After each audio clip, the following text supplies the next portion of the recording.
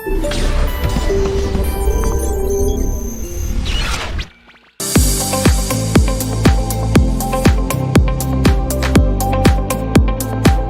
Charbakeli, bonjour. En fait, on avait à travailler sur le tuto du référencement naturel, comme cela nous a été demandé le mardi de la semaine passée. Bon, la présentation, elle est faite par Kumba Diallo qui est là, Isaac Yongala, moi, et Absaka qui malheureusement, pour des raisons d'ordre professionnel, n'est pas parmi nous. L'exemple où nous allons utiliser, nous allons parler de Diapalematek. Diapalematek, c'est une plateforme innovatrice de crédit digital. En somme, Diapalematek permet de pouvoir à des salariés et des professionnels à pouvoir s'acquérir des choses et payer par tranche. La première question que nous sommes posées avant de commencer notre travail, c'était de savoir pourquoi se référencer. On peut donner moult raisons de pouvoir se référencer, mais la raison la plus capitale serait il y a une statistique qui prouve aujourd'hui qu'au moins 36% des clics vont vers les premiers résultats des recherches et 60% vers les 3 premiers résultats dans un moteur de recherche. La première étape consisterait de faire le choix de mots-clés.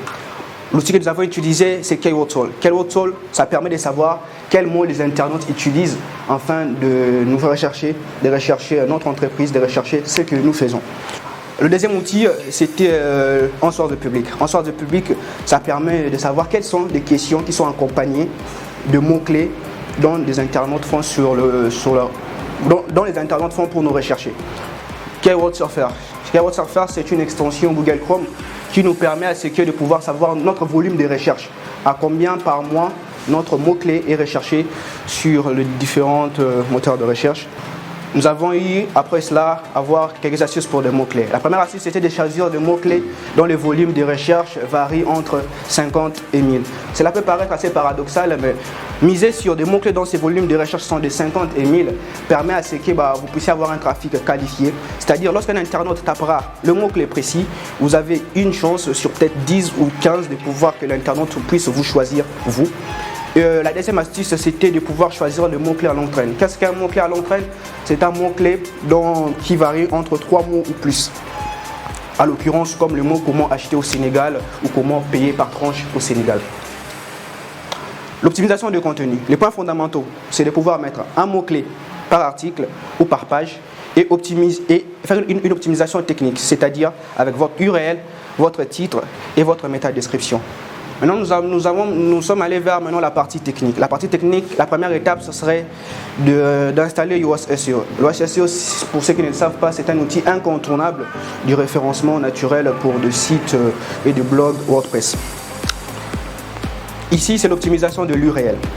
Il faut s'assurer toujours que non, lorsque vous êtes sur votre tableau de bord WordPress, allez sur Settings, allez sur Permalink, et s'assurer que l'onglet titre de contenu puisse être bien coché. Cela va permettre que votre titre puisse être visible lorsqu'un internaute fera une recherche. Ici, nous avons maintenant la modification de l'URL. Comment modifier un URL? Quand vous partez sur poste, vous publiez quelque chose, vous choisissez le format. Si c'est une page ou un article, vous venez ici sur Permalink, l'URL Link, vous mettez en sorte que votre mot-clé puisse être là. À l'occurrence, avec Diapalematek, on avait eu à mettre le mot-clé comme payer par tranche au Sénégal ou paiement tranche simple. L'optimisation du méta-titre et du méta-description.